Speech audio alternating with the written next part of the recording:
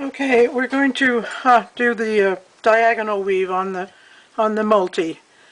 Some people wanted to see how that goes, and so I thought I'd show. It's easy enough. So let's start. I have some. It's probably fingering weight yarn here, but it'll work for the demo.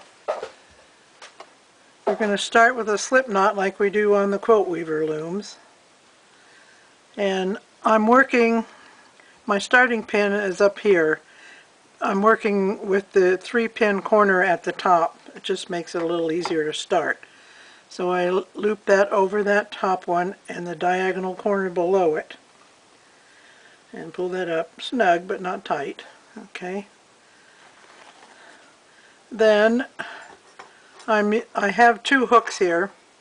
I can use either one. This is a double-aught steel, and this is a G Afghan hook.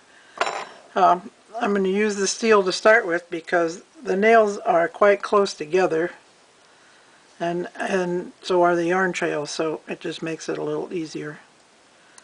But I'll probably switch to the other one before I get done, and there I pulled it off the nail.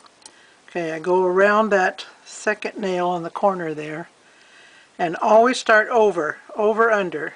So I go over, under. This last one is an over because this one is coming through to be the 4th one. Put it around the next nail. Slide that yarn trail down to the second nail. These are close together, so you're going to have to watch a little bit. Okay, so it goes across there and into the around the one next to it. Always go around the outside. Same at the top, around the outside. Bring your yarn toward the center. Over, under,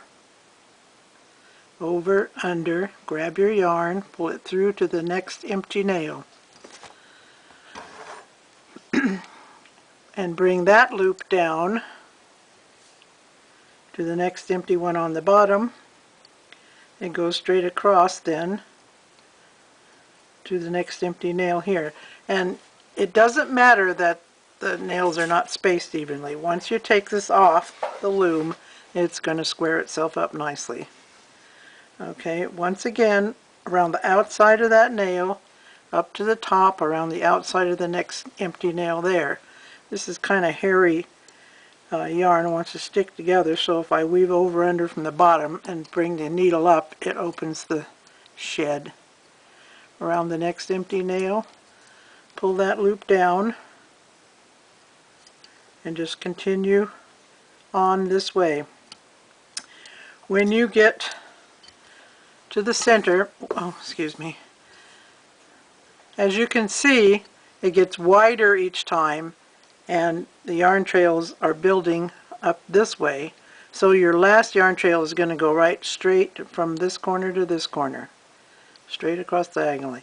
When you get to that point, you'll cut your yarn and just pull the whole thing through. You won't need a loop anymore. Okay, so you just continue just like that, over, under, over, under, over, under, over, under.